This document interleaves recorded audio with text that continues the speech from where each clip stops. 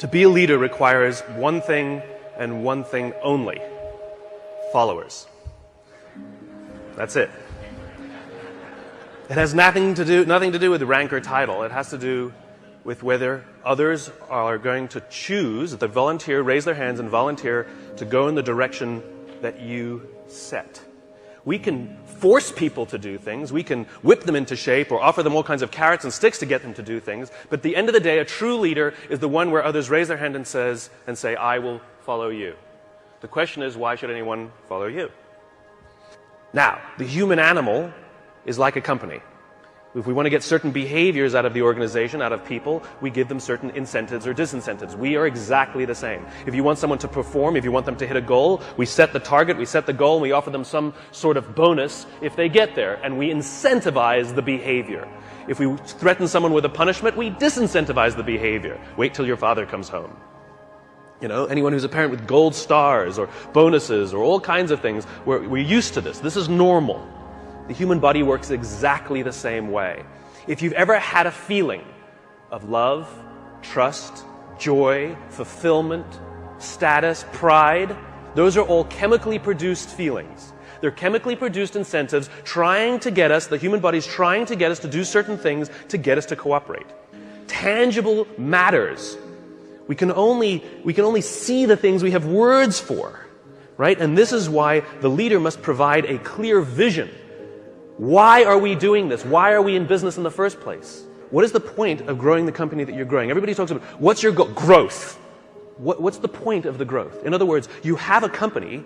Why do you have that company? What is the value your company is offering to others? And what do you want your company to leave behind when you're gone? There has to be a purpose for why your company exists beyond the things you make, beyond the things you do, beyond the money you make. You had the purpose when you founded the company, otherwise you wouldn't have taken the crazy risk to start it with the overwhelming chance of failure.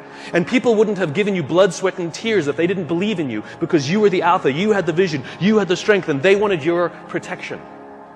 And they joined you, and they gave you their blood, sweat, and tears because you gave them a sense of purpose and belonging and protection. You have to know why you do what you do, and this is what the leaders do. And the more they can put it into words, the clearer they can put it into the words, the more we can see it. Again, we can only see the things we have words for. And so when you can put these things into words, other people can see them. I have a dream! Martin Luther King put into words the vision, seeing, he had.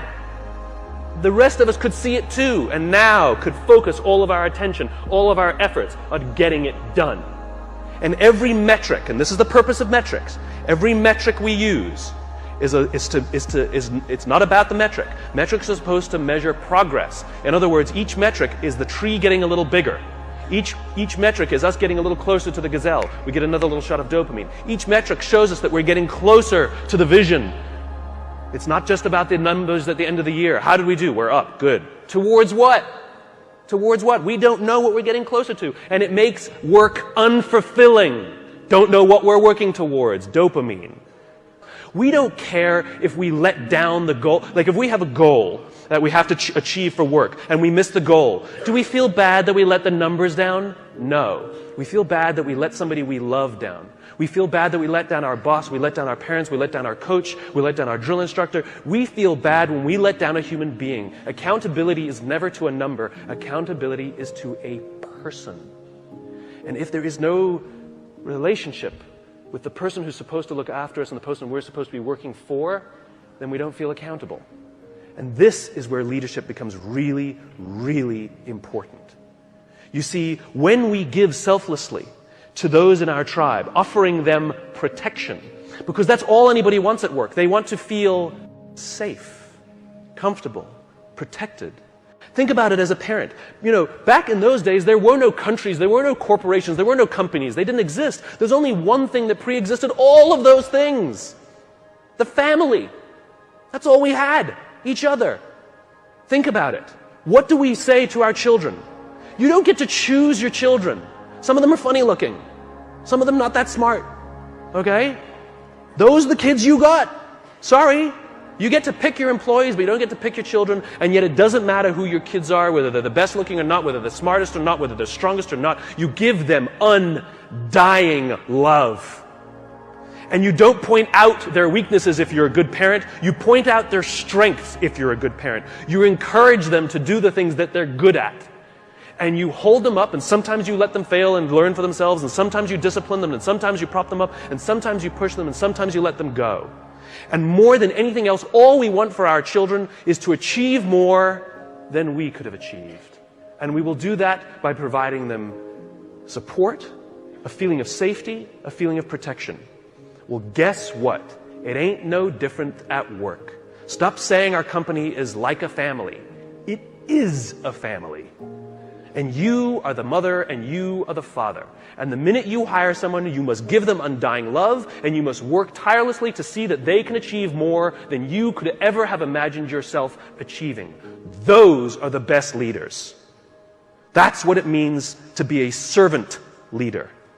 Any company, any CEO that says to me proudly, we put our customers first, I always say, then that means you put your employees at least second. We put people first.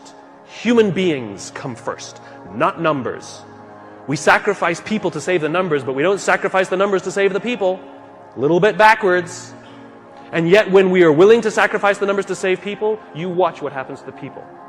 There's a guy by the name of Bob Chapman in St. Louis, Missouri, who runs a company called Barry Waymiller. It's a $1.6 billion private company with 20% year-over-year growth for the past 20 years.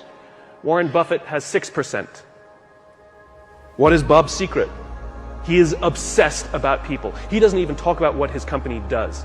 It happens to be heavy manufacturing, large capital expenditure machinery. When Kimberly-Clark wants to buy a machine to make toilet paper, they make the machine. Huge, huge blue-collar, sort of good old-fashioned American manufacturing. When the financial crisis hit, Bob's company lost 30% of their revenues off the top. Boom, gone. They could not afford their labor pool at all. And so they sat down and they said, oh my God, do we have to have layoffs? And Bob refused. And so they implemented a furlough program where every employee from CEO to secretary had to take 4 weeks of unpaid time off. They didn't have to take it consecutively, and they could take it whenever they wanted. Those who could afford it more would trade with those who could afford it less. It was remarkable. And Bob told the company, it's better we should all suffer a little than any of us should have to suffer a lot.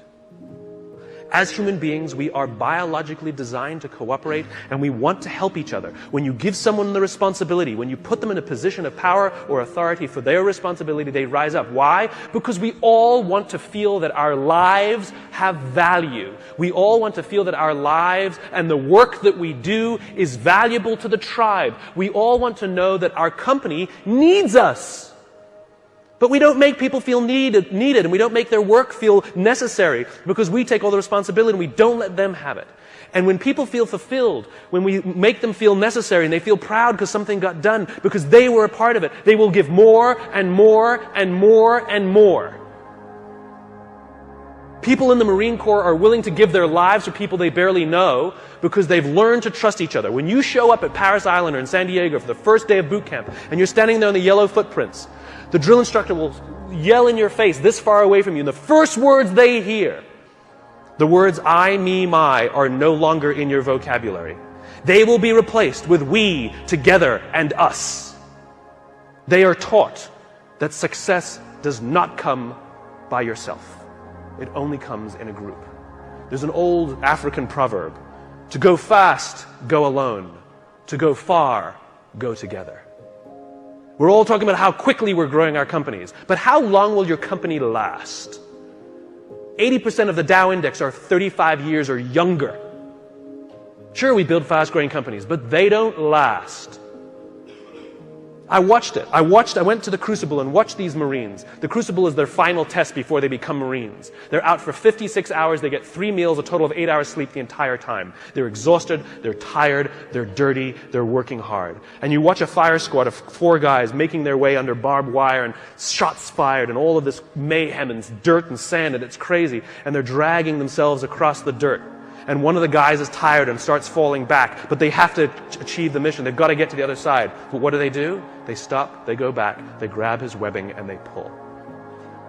They slowed themselves down because they'd rather slow down with all 4 than go fast with 3. To go fast, go alone. To go far, go together. The next time somebody says, what are your goals? Stop saying to increase top-line revenues by $1 million or $10 million or whatever you want to do next year. And start saying, we're building a company that's going to last 100 years. Watch the changes that happen inside the company. Devote yourself not to firing people, but to give them an opportunity to contribute. And if they fail, help them up. And if they fail, help them up. And if they fail, help them up. And if you really think they're incompetent and you really don't believe they fit your culture, why did you hire them? Because of their resumes or because they belong? We should treat hiring like adopting a child. We don't adopt children by saying, well, I'd like a blonde-haired, blue-eyed kid, yay high, and I want to make sure that they've done well in preschool before I take them.